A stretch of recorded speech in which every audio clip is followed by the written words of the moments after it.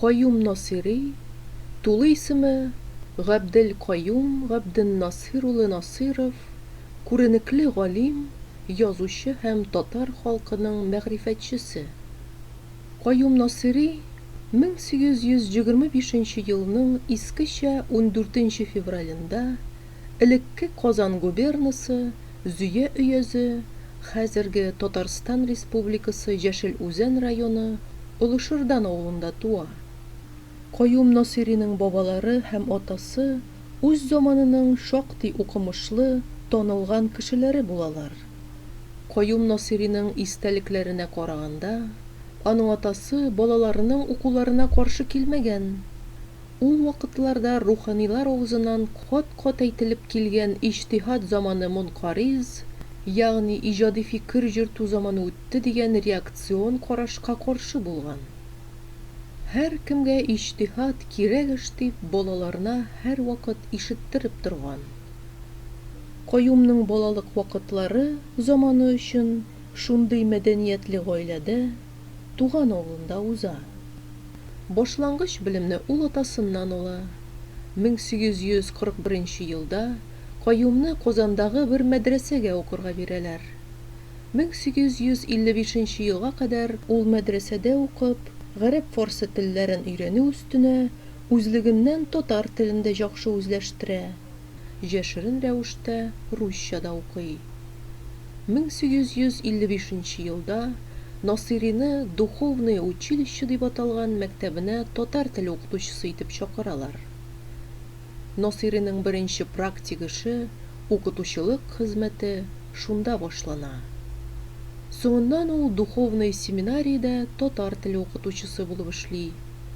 Анда укытучылар белән таныша, алар белән якыннан аралаша, алардан рус телен һәм башка фәннәрне тырышып өйрәнүен дәвам иттерә. Аннары ул Казан университетына ирекле тыңлаучы булып йөреп, югары белем ала. Насыйриның университетта укуының әһәмияте турында Петербург университеты профессоры Григорьев Казан университетында алган гыйлеме Каюм Насыйрины исламга объектив карарлык югары дәрәҗәгә менгерде. Ул бу яктан безнең Русия мөселманнары арасында беренче кеше дип бәялеп уза. Каюм Насыйри татар балаларына рус теле укытуга зур игътибар бирә. Аның семинариядә укыту эше 1870 елга кадәр 15 еллар буенча бара. 1871 елда Насыйри семинариядә эшләүдән туктап, татар балаларына рус теле укытуга ныклап керешә.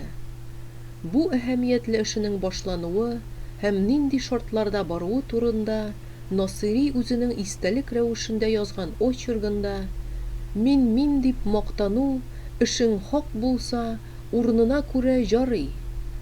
Казан шәһәрендә мөселман балалары русча укый торган мәдрәсәнең ибтидасы ушбу мөгаллимнәндер.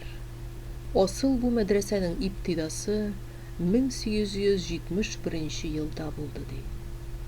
Монда мөгаллим дип Каюм Насыйри үзен атый.